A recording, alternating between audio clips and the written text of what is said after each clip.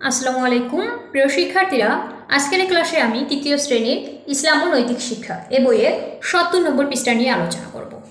শিক্ষার্থীরা, ৭০ নম্বর পৃষ্ঠারে ক নম্বরে যে কাজটি দেওয়া আছে, বিষয়বস্তু পড়েও ভাবি, শুদ্ধ বা অশুদ্ধ উত্তর চিহ্নিত করি। কাজটি একাকী করি। শিক্ষার্থীরা, এর আগের ক্লাসে যে বিষয়বস্তুটুকু পড়িয়েছিলাম, এই যে এটার কথা বলা হয়েছে, এখান থেকে আমাদের এই বাক্যগুলো দেওয়া হয়েছে, আমাদেরকে চিহ্নিত করতে হবে কোনটি শুদ্ধ এবং কোনটি অশুদ্ধ। এই যে এখানে একটি বাক্য দেওয়া আছে, যদি এই বাক্যটি শুদ্ধ মনে হয় তাহলে আমরা শুদ্ধর ঘরে টিক দিব, আর যদি অশুদ্ধ মনে হয় তাহলে অশুদ্ধর ঘরে টিক দিব। তো কাজটি যখন আমি করাবো তোমরা বুঝতে পারবে আরও। ১ নম্বর বাক্যটি হচ্ছে, জীব ও প্রকৃতির পরিবার আছে। এটি কি সঠিক? হ্যাঁ, সঠিক। জীব এবং প্রকৃতির পরিবার আছে, আমরা এর আগের ক্লাসে পড়েছিলাম। তাহলে এটি শুদ্ধ, শুদ্ধর ঘরে টিক হবে। এরপর ২ নম্বরে, গাছপালা ও বনাঞ্চলের ক্ষতি সাধন করলে প্রাকৃতিক দুর্যোগ দেখা দেয় না। এটি ভুল, কারণ গাছপালা এবং বনাঞ্চলের ক্ষতি সাধন করলে প্রাকৃতিক দুর্যোগ দেখা যায়, কিন্তু এখানে বলা হয়েছে দেখা যায় না, তাহলে এটি অশুদ্ধ, আমরা অশুদ্ধর ঘরে টিক দিব। ৩ নম্বরে, যেখানে সেখানে থুতু ফেললে জীবাণু ছড়ায়, এটি শুদ্ধ, এজন্য শুদ্ধর ঘরে টিক দিব। ৪, ধূমপান বায়ু দূষণ ঘটায় না। এটি ভুল কথা, কারণ ধূমপান বায়ু দূষণ ঘটায়, এখানে বলা হয়েছে ধূমপান বায়ু দূষণ ঘটায় না, তাহলে আমরা অশুদ্ধর ঘরে টিক দিব। ৫, পরিবেশের ক্ষতি হয় এমন যে কোনো কাজ ইসলামে নিষিদ্ধ। এটি সঠিক, তাহলে আমরা শুদ্ধর ঘরে টিক দিব। কুরআন ও হাদিসে জীব ও প্রকৃতির পরিচর্যার নির্দেশ রয়েছে। এটি সঠিক, তাহলে শুদ্ধর উপরে টিক দিব। ৭, জীব ও প্রকৃতির জন্য ভালোবাসা ও যত্নশীল আচরণ প্রয়োজন নেই।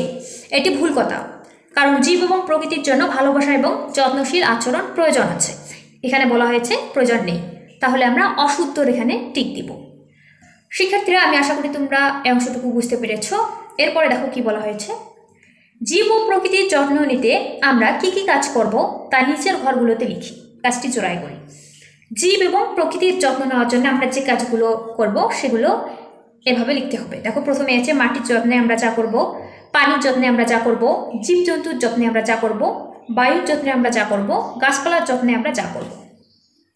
এখানে 5টি ক্ষেত্র দেওয়া আছে, এদের আমরা যেভাবে যত্ন করব সেগুলো লিখতে হবে। শিক্ষার্থীরা, এই যে ক্ষেত্রগুলো, এগুলোর সাথে আমরা কি করব যত্ন নেওয়ার জন্য সেগুলো আমি লিখে রেখেছি, চলো এখন তোমরা সেগুলো দেখে নিবে। প্রথমেই ছিল মাটির যত্নে আমরা যা করব। মাটির যত্নে আমরা যা করব, 1 নম্বরে, যেখানে সেখানে প্লাস্টিক, পলিথিন, রাসায়নিক ইত্যাদি ফেলবো না। 2, ময়লা আবর্জনা ও থুতু মাটিতে ফেলবো না। এরপরে পানির সঙ্গে আমরা যা করব, 1, পুকুর, খাল ও নদীতে ময়লা আবর্জনা ফেলবো না। 2, রাসায়নিক বর্জ্য পদার্থ পানিতে ফেলবো না। এরপরে জীবজন্তুর সঙ্গে আমরা যা করব, 1, পশু পাখি কষ্ট পায় এমন কোনো কাজ করব না। 2, পশু পাখিকে উপযুক্ত খাবার খেতে দেব। বায়ুর সঙ্গে যা করব, 1, ধূমপান করব না। 2, যানবাহনের কালো ধোঁয়া ছড়ানো বন্ধ করব। এরপরে আছে গাছপালার সঙ্গে যা করব, 1, বেশি বেশি গাছ লাগাবো। এরপরে আছে অতিরিক্ত গাছ কাটা থেকে বিরত থাকব। তো শিক্ষার্থীরা, আমরা ৭০ নম্বর পৃষ্ঠার কাজ শেষ করলাম। এর পরের ক্লাসে ৭১ নম্বর পৃষ্ঠায় যে কাজ দেওয়া আছে এই কাজটি করব।